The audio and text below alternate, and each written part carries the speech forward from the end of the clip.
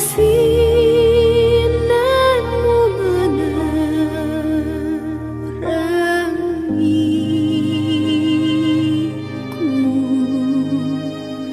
sebab ku tak dapat jalan sendiri.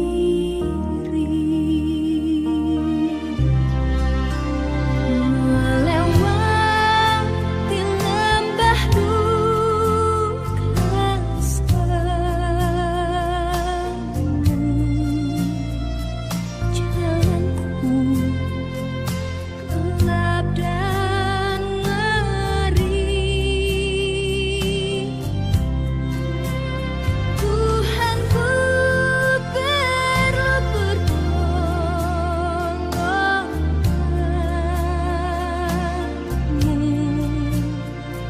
sebab ku tak dapat jalan sendiri.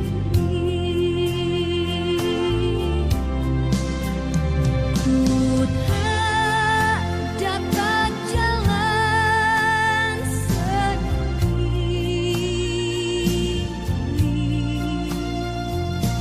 Tuhan, tolonglah daku. Biarlah sinarmu menerangiku, sebab ku tak dapat jalan sendiri. Shalom sahabat Sang Sinar, selamat pagi. Bersyukur untuk pagi yang baru di mana kita dapat berjumpa kembali melalui siaran sahabat Sang Sinar di kesempatan renungan pagi di pagi hari yang baru ini. Pada pagi hari ini, mari sebelum kita mendengarkan akan kebenaran firman Tuhan, mari kita satu di dalam doa. Kami bersyukur, oh Tuhan, untuk kasih setiamu yang nyata bagi kami dari waktu ke waktu. Secara khusus ketika kami beristirahat semalam dan Engkau telah bangunkan kami dengan tubuh yang segar, yang kuat, yang kami percaya datang karena pertolongan yang datang daripadamu. Saatnya kami mendengarkan akan kebenaran firman-Mu. Tuhan tolong, biarlah kebenaran firman Tuhan yang kami dengarkan dapat menguatkan iman percaya kami. Ampunilah segala dosa dan kesalahan kami. Inilah doa kami di dalam nama Tuhan Yesus. Kami berdoa dan bersyukur. Amin. Sahabat Sang Sinar, pada pagi hari ini kebenaran firman Tuhan yang akan kita renungkan bersama terdapat di dalam kitab Kisah Para Rasul, pasalnya yang ke-12, ayatnya yang pertama sampai dengan ayat yang ke-5 menjadi bagian yang akan kita baca bersama-sama. Bunyinya demikian. Kira-kira pada waktu itu Raja Herodes mulai bertindak dengan keras terhadap beberapa orang dari jemaat. Ia menyuruh membunuh Yakobus, saudara Yohanes, dengan pedang. Ketika ia melihat bahwa hal itu menyenangkan hati orang Yahudi, ia melanjutkan perbuatannya itu dan menyuruh menahan Petrus. Waktu itu hari raya roti tidak beragi. Setelah Petrus ditangkap, Herodes menyuruh memenjarakannya di bawah penjagaan 4 regu, masing-masing terdiri dari 4 prajurit. Maksudnya ialah supaya sehabis Paskah ia menghadapkannya ke depan orang banyak. Demikianlah Petrus ditahan di dalam penjara, tetapi jemaat dengan tekun mendoakannya kepada Allah. Sahabat Sang Sinar, pagi hari ini ketika kita membaca bagian firman Tuhan ini, kita dapat melihat satu kenyataan di mana Herodes sedang berusaha untuk menghabisi orang-orang percaya pada waktu itu. Tetapi yang menarik adalah orang-orang percaya pada waktu itu, di dalam ayat yang ke-5 dapat kita lihat mereka tetap berseru kepada Tuhan. Mereka tidak ragu-ragu untuk mengandalkan Tuhan di dalam segala segi kehidupan mereka. Sementara pimpinan mereka yang merupakan orang yang luar biasa dipakai oleh Tuhan, yaitu Petrus, ada di dalam penjara. Apa yang terjadi dari sebuah kenyataan yang begitu berat yang mereka hadapi pada waktu itu dengan mereka tetap berseru kepada Tuhan? Ada hal yang menarik Bapak Ibu Saudara sekalian, di mana sekalipun Petrus sedang ada dalam penjagaan yang jumlahnya ada 16 orang. Sesungguhnya dia ada dalam satu titik yang sudah tidak mungkin dapat lolos dari penjagaan regu-regu tersebut. Dan tinggal tunggu waktu saja untuk Petrus dibunuh. Tetapi yang menarik Bapak Ibu Saudara sekalian, bagian firman Tuhan yang kita baca, ternyata kekuatan doa dari para jemaat pada waktu itu membuat satu kenyataan yang betul-betul mustahil secara manusia, tetapi pada akhirnya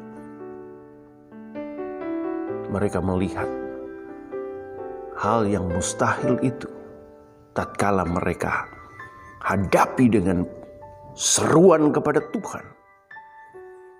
Mujizat terjadi bagi Petrus. Ada malaikat yang Tuhan turunkan untuk membebaskan Petrus. Tetapi ada hal yang menggelikan, di mana ketika Petrus sudah bebas dan kemudian Petrus berusaha untuk menjumpai mereka yang mendoakan mereka, di mana di dalam ayat yang ke-12 di situ tertulis, setelah berpikir sebentar pergilah ia ke rumah Maria ibu Yohanes yang disebut juga Markus. Di situ banyak orang berkumpul dan berdoa. Petrus sudah berpikir bahwa mereka pasti ada di sana. Tetapi ketika di dalam ayat yang ke-13 kita baca, ketika ia mengetuk pintu gerbang, datanglah seorang hamba perempuan bernama Rode untuk mengetahui siapa yang mengetuk itu. Ia terus mengenal suara Petrus, tetapi karena girangnya ia tidak membuka pintu gerbang itu dan segera masuk ke dalam untuk memberitakan bahwa Petrus ada di depan pintu gerbang. Inilah hal yang saya mau katakan, hal yang menggelikan, karena mereka sudah berusaha untuk mendoakan dan jawaban doa sudah di depan mata, tetapi justru Rode tidak membiarkan Petrus masuk, tetapi membiarkan ia di luar. Dan tatkala Rode menyatakan bahwa Petrus sudah bebas, justru orang-orang pada waktu itu menganggap bahwa Rode sedang mengigau. Di dalam ayat yang ke-15 terungkap demikian. Tetapi di dalam ayat 16 Petrus terus mengetuk, membukakan pintu. Dan di dalam ayat yang ke-16 di bagian akhir, ketika mereka melihat jawaban doa menjadi sebuah kenyataan, tercengang-cenganglah mereka. Sahabat Sang Sinar, ketika engkau punya masalah, ketika engkau punya pergumulan yang begitu berat, jangan ragu untuk terus berseru kepada Tuhan. Dan tatkala jawaban doa sudah menjadi sebuah kenyataan yang terwujud, jangan engkau membiarkan jawaban doa itu sebagai sebuah hal yang menggelikan dan rasanya tidak masuk akal. Tetapi percayalah, kita punya Tuhan yang luar biasa, yang sanggup melakukan segala perkara dan tidak ada perkara yang mustahil bagi Dia. Berserulah terus, dan tatkala jawaban doa itu menjadi sebuah kenyataan, berbahagialah, karena kita memang punya Tuhan yang luar biasa. Mari kita berdoa. Ucapan syukur kami nyatakan kepadamu, kepada Tuhan yang luar biasa. Ketika kami berseru, Engkau mendengar Dan biarlah ketika kami melihat jawaban-Mu, kami menyatakan syukur kami, puji-pujian kami yang tak terhingga kepadamu. Terpujilah nama-Mu. Dalam nama Tuhan Yesus kami berdoa dan bersyukur. Amin. Waktu Tuhan bukan waktu kita. Jangan sesali keadaannya. Untuk semua ada waktu Tuhan. Tetap setia mengandalkannya. Segala yang terjadi di hidupku, janji Tuhan menghidupiku selalu.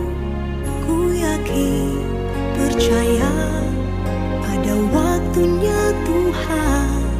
Semua akan indah pada waktunya.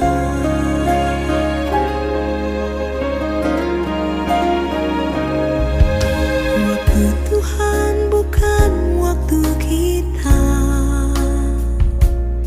Jangan sesali keadaannya. Untuk semua ada waktu Tuhan. Tetap setia